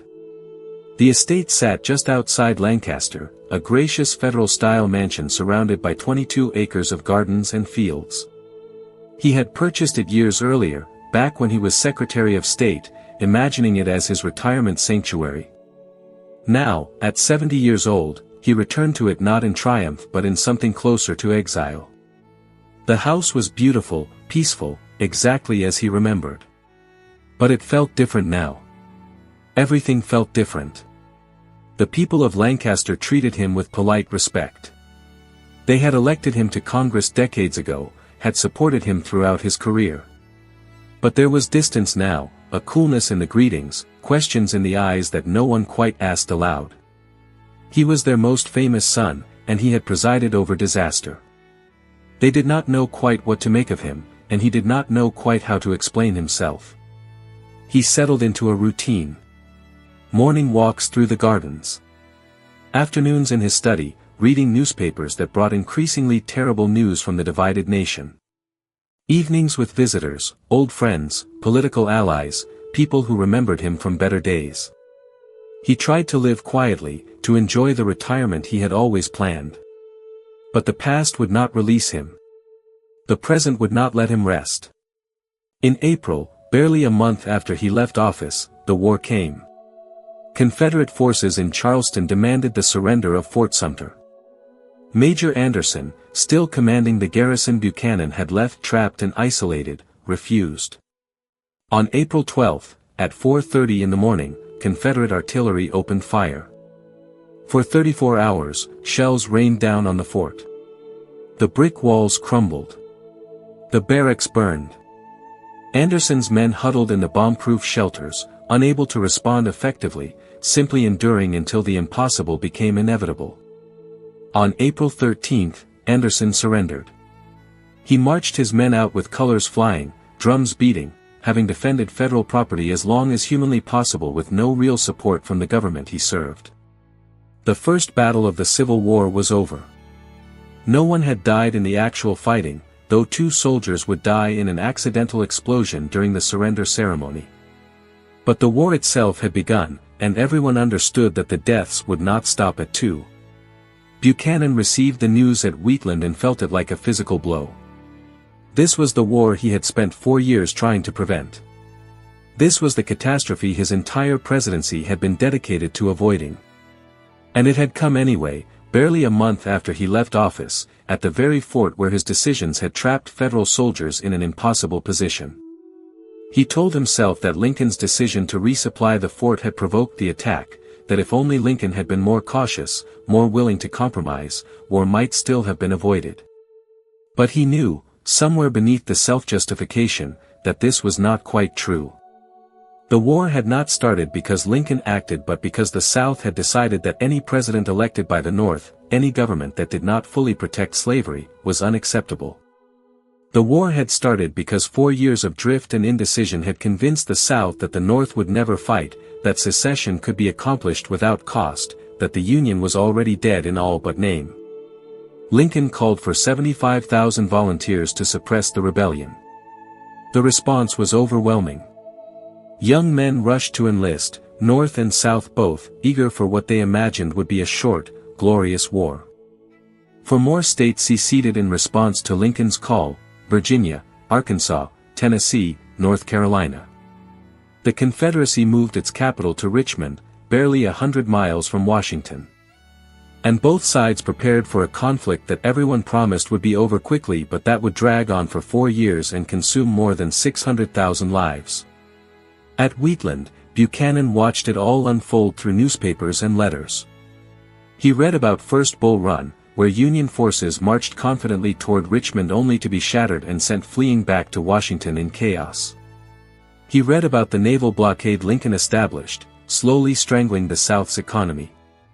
He read about battles with names that would become synonymous with carnage: Shiloh, Antietam, Fredericksburg, Chancellorsville. He read casualty lists that grew longer with each engagement, seeing in those numbers the cost of the failure to prevent what everyone had seen coming. And he began to write. He could not fight. He could not lead. He could not change what was happening. But he could defend himself, could explain his actions, could try to shape how history would remember him. He started work on a book, a memoir of his presidency, determined to make people understand that he had done his best, that the forces that tore the nation apart were beyond any president's control, that his caution had been wisdom rather than weakness. The writing consumed him. He worked on it for years, filling pages with careful explanations, with constitutional arguments, with defenses of every decision he had made or refused to make. He portrayed himself as a man caught between extremists on both sides, a moderate trying to preserve the Union against those who cared more about ideology than about the nation itself. He blamed abolitionists for inflaming sectional tensions. He blamed Southern fire eaters for refusing to compromise. He blamed everyone except himself. But even as he wrote, the war continued to deliver its verdict. Lincoln, the man Buchanan had quietly dismissed as inexperienced and radical, proved to be a leader of extraordinary vision and courage. He held the border states in the Union through a combination of political skill and military force.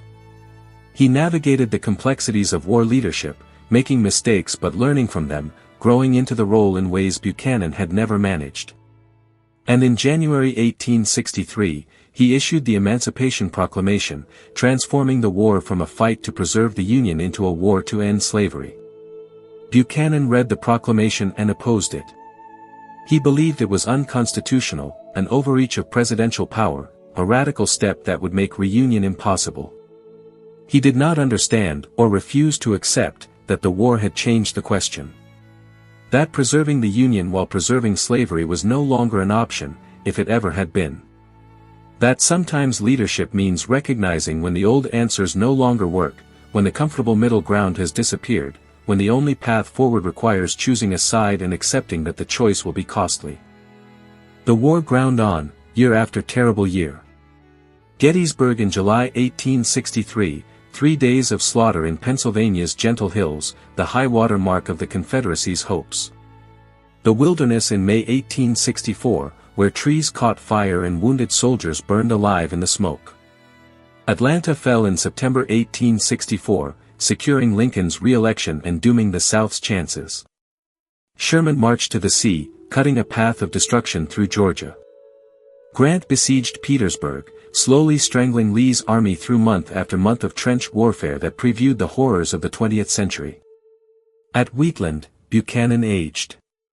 His hair turned completely white. His face grew more lined. His health, never robust in his final presidential years, declined further. He walked with a cane now, moved more slowly, felt the weight of years and failure pressing down on him. Visitors came less frequently. The political world had moved on, consumed by the war, no longer interested in the opinions of the man who had failed to prevent it. He received letters sometimes, from people who blamed him for everything. Anonymous notes filled with rage, calling him a traitor, a coward, the man who had let the nation die. He read them with a kind of numb acceptance, filing them away, adding them to the collection of evidence he would need to defend himself when his book was finally published. He told himself that these people did not understand, that history would vindicate him, that future generations would see the impossibility of the position he had been in. But there were other letters too, from people who had fought in the war, who had lost sons or brothers or husbands in battles that might never have happened if the conflict had been stopped before it started. These letters were harder to dismiss. They spoke of specific people, specific deaths, specific moments when everything changed for a family because their soldier did not come home.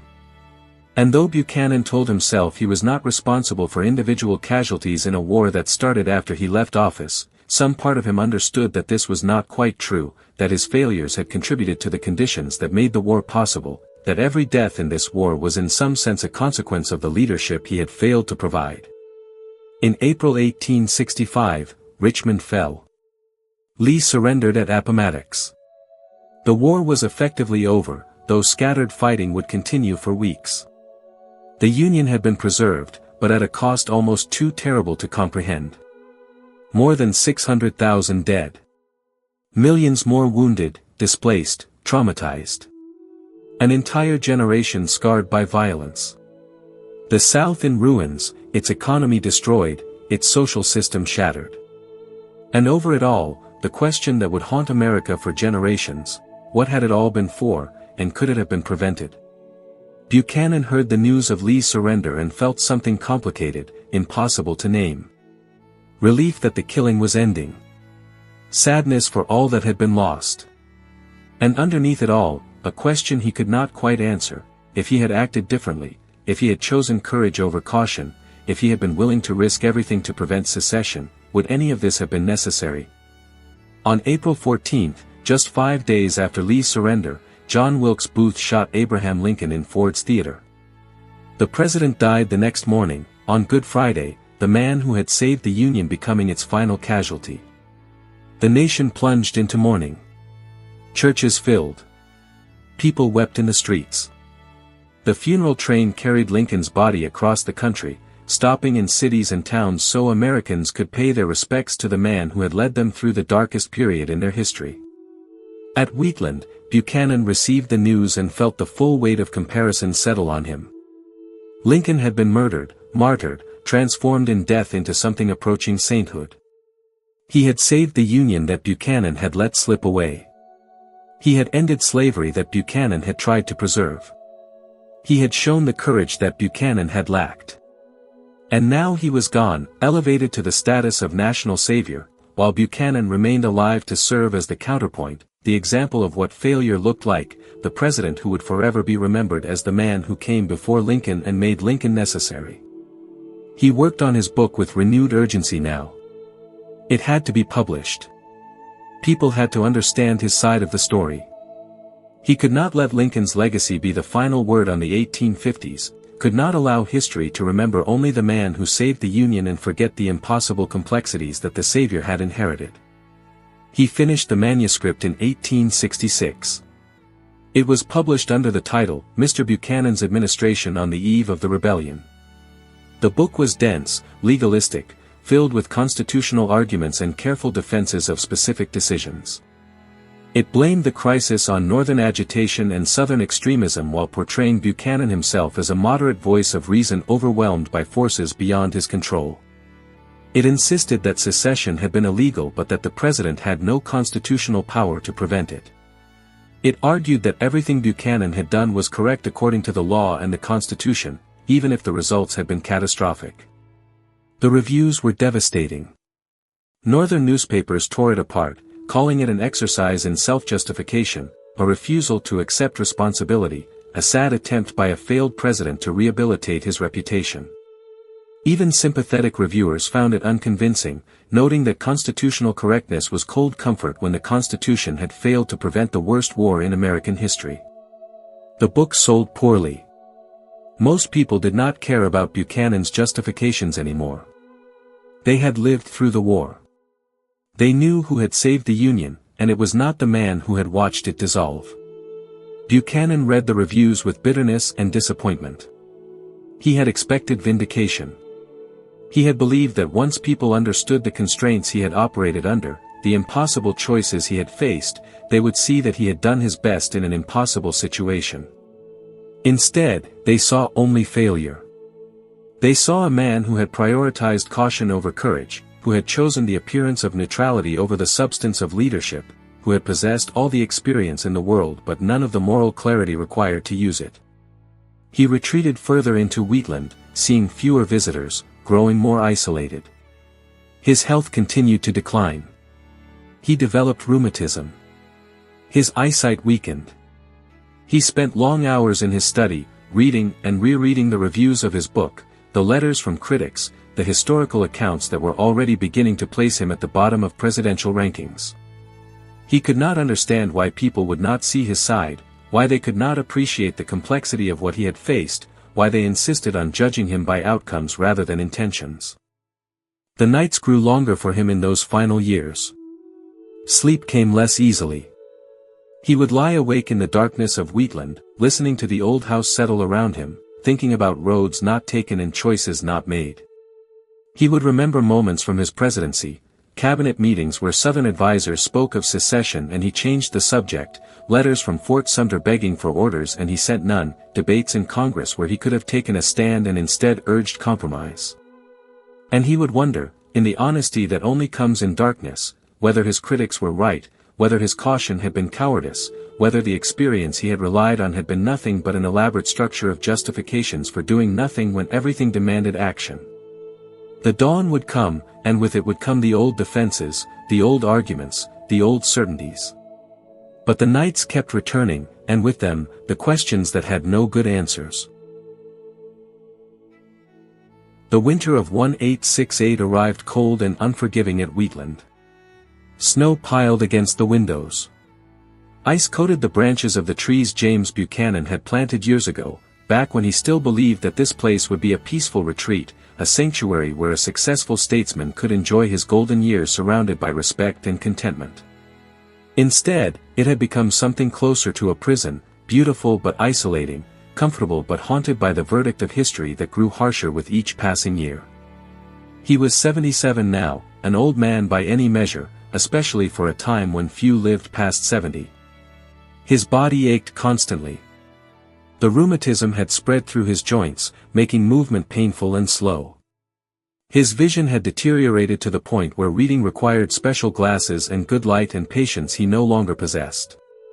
But it was not the physical decline that weighed on him most heavily. It was the knowledge that he was living too long, that every additional year gave history more time to solidify its judgment against him, that he would not die soon enough to escape the full weight of his reputation. The nation he had failed to preserve was healing, slowly and painfully. Reconstruction was reshaping the South. The 13th Amendment had abolished slavery. The 14th Amendment was granting citizenship and equal protection to former slaves. The 15th Amendment would soon guarantee voting rights regardless of race. The country was being remade in ways that would have been unimaginable when Buchanan took office, transformed by the war he had failed to prevent into something closer to the ideals its founders had proclaimed but never fully embraced. And Buchanan opposed it all. He believed Reconstruction was unconstitutional, that the federal government was overreaching, that the southern states were being treated as conquered provinces rather than returning members of the Union. He wrote letters to friends expressing these views. He gave occasional interviews to sympathetic newspapers. But his opinions carried no weight anymore. The nation had moved beyond him, beyond his constitutional theories, beyond his careful distinctions between what was legal and what was right. His niece, Harriet Lane, visited him regularly. She had served as his White House hostess during his presidency, filling the role that would normally belong to a first lady. She had been young then, vibrant, capable of bringing warmth to a White House that often felt cold despite its fires and chandeliers. She was older now too, married, with children of her own. But she remained devoted to her uncle, one of the few people who still saw past the failure to the man beneath it. She would sit with him in his study, reading to him when his eyes grew too tired, listening to his stories from better days. He told her about serving in Congress, about his time as minister to Russia and Britain, about dinners at the White House before everything fell apart. He rarely spoke about the crisis itself, about secession or Fort Sumter or the choices he did not make. Those memories were too painful, too entangled with questions he could not answer to his own satisfaction, let alone to hers. Sometimes, on better days, he would walk through the rooms of Wheatland, touching furniture, looking at paintings, remembering. The house was filled with artifacts from his long career, gifts from foreign dignitaries, portraits of presidents he had served with, books signed by authors he had known. Each object held a story, a connection to a past that seemed impossibly distant now. He had been someone once. He had mattered. People had sought his counsel, valued his opinion, believed he was destined for greatness. And he had been great, in a way. He had served his country for more than 4 decades.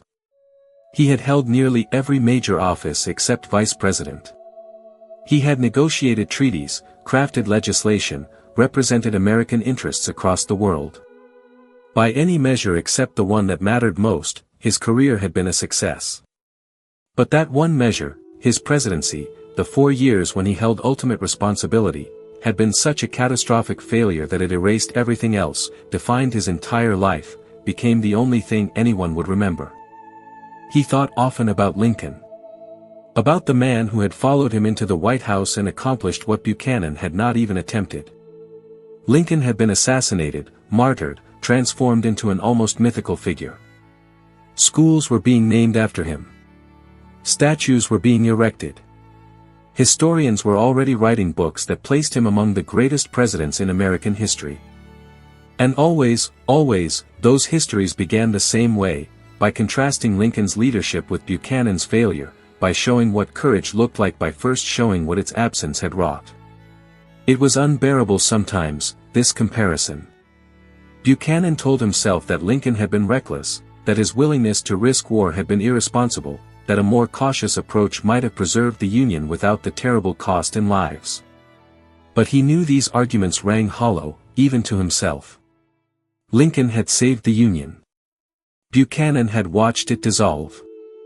That was the simple truth that no amount of constitutional reasoning could explain away. Letters still arrived occasionally, though fewer than before. Some were from old friends, checking on his health, sharing news. Others were from historians or journalists writing about the pre-war years, asking for his perspective on events.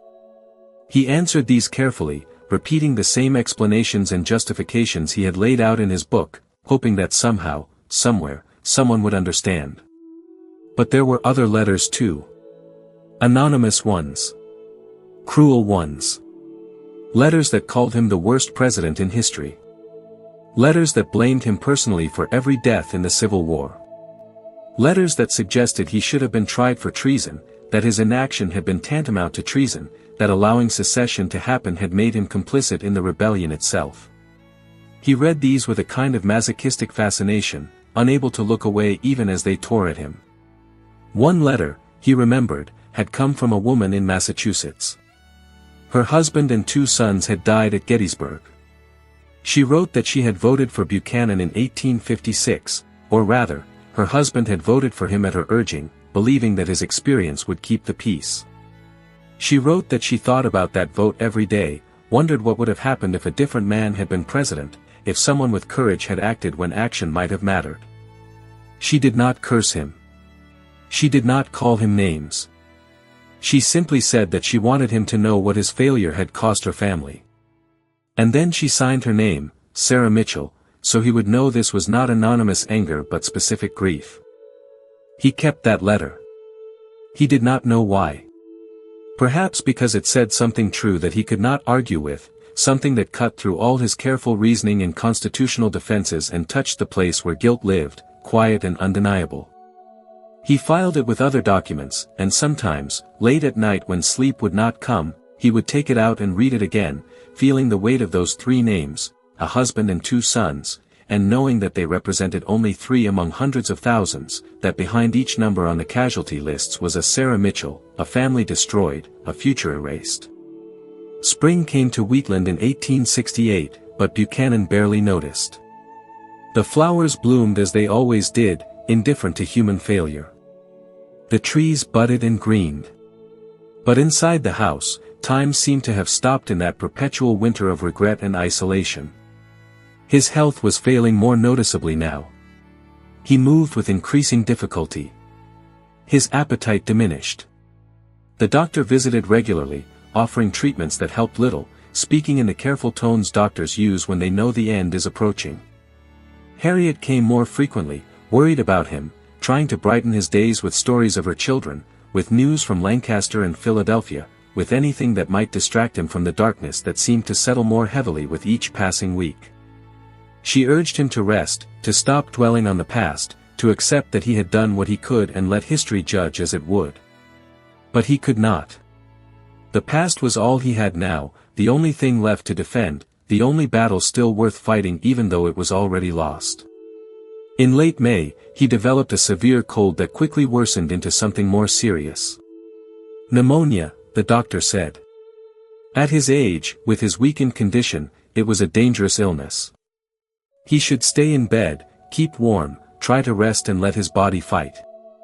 But rest did not come easily. His mind remained active even as his body weakened, circling back to the same questions, the same moments, the same choices that could not be unmade. He asked Harriet to bring him paper and pen.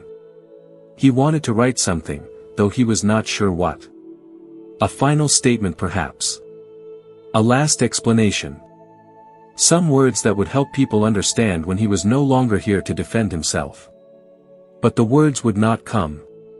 Or rather, they came but they were the same words he had been saying for 7 years, the same arguments and justifications that had already failed to convince anyone. What was there left to say that had not already been said, dismissed, and forgotten?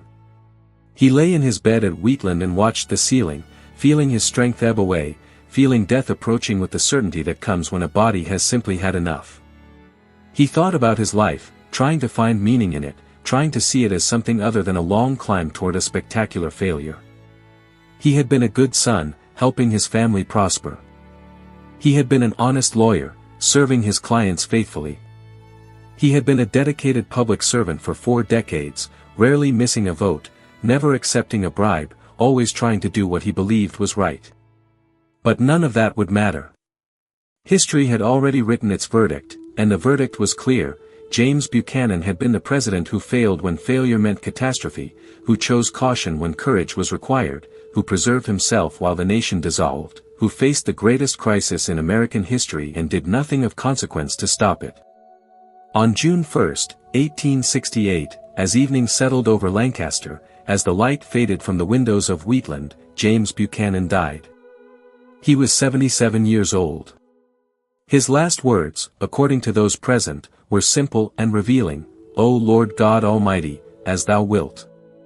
It was a statement of surrender, of acceptance, of a man releasing himself to judgment he could no longer fight or flee. The news spread through Lancaster, through Pennsylvania, through the nation. The response was muted. There was no outpouring of grief, no national day of mourning, no funeral train carrying his body across the country so Americans could pay their respects. He was buried quietly in Woodward Hill Cemetery in Lancaster, near the town where he had practiced law and begun his political career so many years ago. Some dignitaries attended. Some old friends. But it was a small affair, appropriate for a man who had died in disgrace, whose legacy was already fixed in the public mind. The newspapers published obituaries that were polite but damning. They recounted his long career of public service. They noted his experience and his personal integrity. And then they turned to his presidency, and the language changed. The New York Times called his administration a terrible failure. The Philadelphia Press wrote that history will condemn him as the weakest of all our presidents. Even sympathetic papers could find little to praise in the 4 years that had led directly to the bloodiest war in American history. In the years that followed, historians began their work of examining the pre-war period, trying to understand how the crisis happened, who was responsible, whether it could have been prevented. And consistently, overwhelmingly, they arrived at the same conclusion: James Buchanan bore significant responsibility for the catastrophe. Not sole responsibility. The crisis had roots that stretched back decades, involved thousands of people, reflected fundamental contradictions in the American experiment. But Buchanan's failures of leadership, his refusal to act, his prioritization of legal technicalities over moral imperatives, had contributed directly to the conditions that made war inevitable. Some historians argued that no president could have prevented the war, that the forces pulling the nation apart were simply too powerful. But even these sympathetic accounts struggled to defend Buchanan's specific actions. Why had he endorsed the fraudulent Lecompton Constitution? Why had he failed to reinforce Fort Sumter when he had the chance? Why had he declared secession illegal but then insisted the government had no power to stop it? Why had he surrounded himself with advisors who supported secession? Why had he spent 4 years searching for compromises that everyone else could see no longer existed? The questions accumulated, and with them, Buchanan's reputation sank lower. By the turn of the 20th century, historians were ranking him as the worst president in American history. The ranking would hold, remarkably consistent, for more than a century. Different surveys, different historians, different eras, but always the same result. At the bottom, alone in his failure, stood James Buchanan. His home at Wheatland eventually became a museum, preserved by the James Buchanan Foundation as a historical site. Visitors could walk through the rooms where he had lived, see his furniture and books, learn about his life and career. The tours were educational, comprehensive, fair. They acknowledged his long service and personal character. But they could not escape the central fact: this was the home of the president who had failed when failure mattered most. The 20th century brought new crises, new wars, new presidents who faced terrible choices and sometimes made them well and sometimes made them poorly. Franklin Roosevelt led the nation through Depression and World War. Harry Truman made the agonizing decision to use atomic weapons. John Kennedy navigated the Cuban Missile Crisis. Lyndon Johnson and Richard Nixon wrestled with Vietnam. Each made mistakes. Each faced criticism.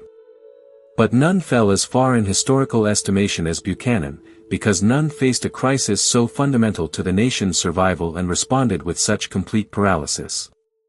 Historians wrote dissertation after dissertation examining his presidency from every angle. They analyzed his constitutional theories, his cabinet selections, his diplomatic maneuvering, his personal psychology. Some tried to find mitigating factors, circumstances that might explain if not justify his failures. They noted that he inherited a crisis not of his making, that both parties were fragmenting, that the nation had been moving toward confrontation for decades. All of this was true. But it only made his failures more tragic, not less culpable. Because leadership is measured not by the challenges inherited but by how those challenges are met. What would have happened if Buchanan had acted differently? It became a favorite question for counterfactual historians, those who explored the paths not taken. What if he had rejected the Lecompton Constitution and stood for honest democracy in Kansas? What if he had reinforced the federal forts immediately upon taking office, making clear that federal authority would not simply evaporate? What if he had built a coalition of moderates in both parties committed to preserving the Union at all costs? What if he had found the courage to choose a side, to accept that some principles are worth fighting for even when fighting guarantees loss and pain? The consensus among historians was that war probably could not have been prevented entirely. The contradictions were too deep, the economic interests too divergent, the moral gulf too wide. But an earlier, clearer, more forceful response might have changed its timing, its scope, its cost. If secession had been met with immediate federal action, if states had understood that leaving would mean war not eventually but immediately, would all 11 states still have left? Would the border states have stayed more firmly with the Union? Would the South have been less prepared, less unified, less able to sustain years of conflict? These questions have no definitive answers. History happened the way it happened. But the questions themselves became part of Buchanan's legacy, a permanent reminder that leadership matters, that choices matter, that when someone in power chooses paralysis over action, that choice shapes the future just as surely as bold action would have, just in darker directions. At Wheatland, time moved on as it always does. The seasons cycled. The trees Buchanan planted grew tall and then old, and eventually some of them died and were replaced. The house required maintenance, restoration, the kind of care old buildings need to survive. Tour guides led groups through the rooms, telling Buchanan's story with the practiced neutrality of historians who have learned to present facts without judgment, letting visitors draw their own conclusions. But the conclusions were remarkably consistent. People walked through Wheatland, learned about Buchanan's life and career, studied the period of his presidency, and left understanding why his reputation had fallen so far. They saw a man of talent and experience who lacked the essential quality leadership requires in crisis, the willingness to risk everything for what is right, the courage to act when action might fail, the moral clarity to choose between competing goods and accept that the choice will leave someone angry or hurt or betrayed. In the 21st century, as America faced new divisions, new threats to its unity, new crises that tested whether democracy could survive, Buchanan's presidency became a case study in what not to do. Political scientists taught it to students of leadership. Military academies used it to illustrate the dangers of strategic paralysis. Business schools examined it as an example of how experience without decisive action can be worse than inexperience with courage. The man himself had been dead for more than a century, but his failures lived on as lessons, as warnings, as reminders that in moments of crisis, doing nothing is not the safe choice but the most dangerous choice of all. And yet, there was something almost tragic in his story, something that evoked not just condemnation but a strange, uncomfortable recognition. Because Buchanan was not a villain. He was not cruel or corrupt or motivated by malice. He was simply a man who believed that every problem had a middle ground, that every crisis could be managed through patience and process, that the worst outcomes could always be avoided if only reasonable people would stay calm and compromise. He believed these things deeply, completely, with the certainty of someone who had spent a lifetime seeing these approaches work. His tragedy was not that he was wrong about human nature or democracy or the value of compromise. His tragedy was that he could not recognize when the world had changed, when the old answers no longer worked, when the comfortable certainties of a lifetime no longer applied to the moment he faced. He was like a man trying to navigate a storm using a map drawn for calm weather, unable to accept that the landscape itself had been transformed, that everything he knew was no longer enough. Perhaps that is why his story endures, why each generation returns to it, finds new relevance in it, sees in his failure something more than just one man's inadequacy. Because his failure was a human failure, the kind any of us could make if we cling too tightly to what has worked before, if we fear change more than we fear the consequences of not changing, if we value our own comfort and security more than we value the principles we claim to serve. The night settles now over Wheatland one final time in our story. The house stands as it has stood for more than a century since Buchanan's death, a monument to a life that reached the highest heights and descended to the lowest depths, to a man who had everything except the one thing he needed most when it mattered most. The rooms are quiet. The furniture is preserved. The books sit on shelves, unread but maintained, artifacts of a life that became a cautionary tale. And across America, in classrooms and lecture halls, in conversations about leadership and crisis and the choices that define us, the name James Buchanan comes up again and again. Not as an inspiration. Not as a model. But as a warning. As proof that experience is not enough. That caution can be cowardice. That when history demands action, the greatest sin is not to act wrongly but to refuse to act at all. He wanted to be remembered as the president who saved the Union through wisdom and restraint. Instead, he is remembered as the president who watched it dissolve, who had the power to act but chose paralysis, who faced the greatest test of his life and failed so completely that his name became synonymous with presidential failure itself. It is a harsh legacy, perhaps harsher than any president deserves. But it is the legacy he earned through the choices he made and the choices he refused to make, through the comfortable path he chose when only the hard path could lead where the nation needed to go. The story ends as all stories end, in darkness, in silence, in the final accounting that comes when there are no more tomorrows to make things right. James Buchanan lies in his grave in Lancaster, beyond judgment now, beyond defense, beyond the need to explain or justify or argue. And history, that most patient and unforgiving of judges, has rendered its verdict. Not with cruelty, but with clarity. Not with anger, but with the simple, devastating truth: when America needed a hero, it found only a hesitant man. And that hesitation cost more than any of them could have imagined. Rest now, if such rest is possible. The story has been told. The night has deepened into its final hour. And somewhere in the distance, faint but eternal, the lessons of the past whisper their warnings to the future, hoping someone will listen, hoping someone will learn, hoping that the next time crisis comes, and it always comes, the person in power will have not just experience but courage, not just caution but conviction, not just the desire to preserve themselves but the willingness to risk everything for what truly matters. Good night.